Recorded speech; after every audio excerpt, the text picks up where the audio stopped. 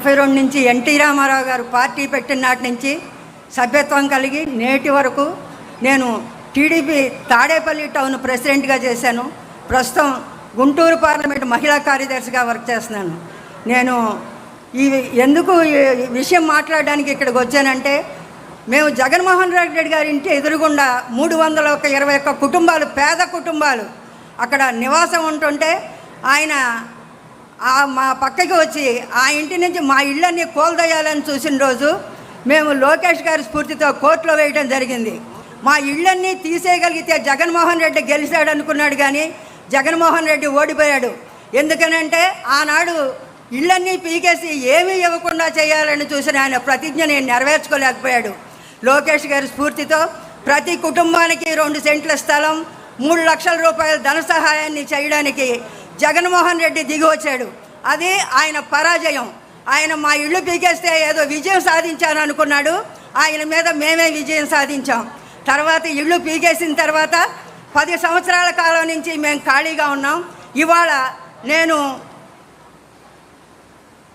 నేను నా స్నేహితురాలు మాధవీలతో కలిసి ఒక బ్యాంక్ నుంచి ఏదన్నా ధన సహాయం పొంది చంద్రబాబు గారు ఒక మహిళ, ఒక పారిశ్రామికవేత్తగా తయారవ్వాలనే ఉద్దేశాన్ని మేము ముందుకు తీసుకువెళ్ళాలనే ఉద్దేశంతో ఒక ప్రాజెక్టుకి నిర్మాణం చేశాం. అది శ్రీ సాయి స్వయం సహాయక స్వగృహ ఫుడ్స్ అండ్ చంద్రబాబు గారు ప్రతిపాదించిన క్లౌడ్ కిచెన్ని మేము ఏర్పాటు చేయడం జరిగింది.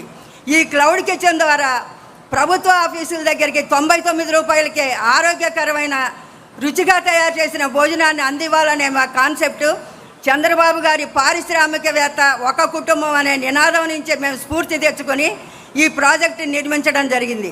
అంతేకాకుండా ఈ ఏర్పాటు అంతటికి మాకు చంద్రబాబు గారే స్ఫూర్తి.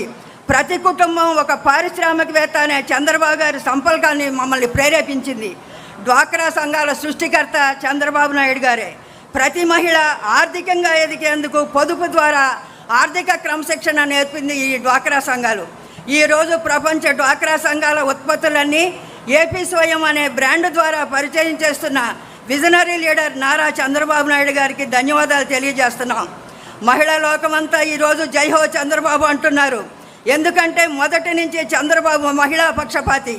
ఎందుకంటే ఆర్థిక ప్రణాళిక పురోగతి మహిళలతోనే సాధ్యమని నమ్మిన ఆర్థిక సంస్కరణల సృష్టికర్త చంద్రబాబు నాయుడు గారు.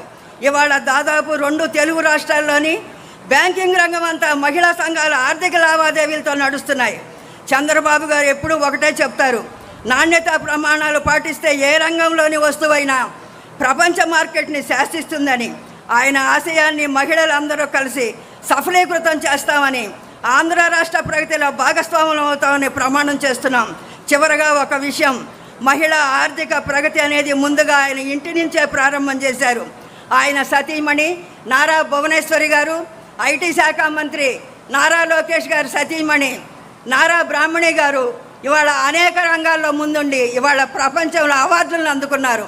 అలాంటి స్ఫూర్తితో ఆంధ్ర రాష్ట్ర మహిళలందరూ ముందుకు కదులుతారని మేము స్థాపించిన పరిశ్రమలో 10 మంది మహిళలకి పని కల్పించాం. ఇది మాకు చంద్రబాబు గారి స్ఫూర్తి.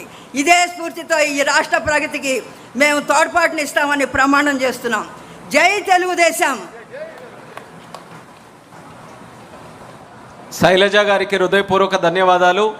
మాటల్లోనే కాదు చేతల్లో తెలుగుదేశం పార్టీ కార్యకర్తల తాలూకా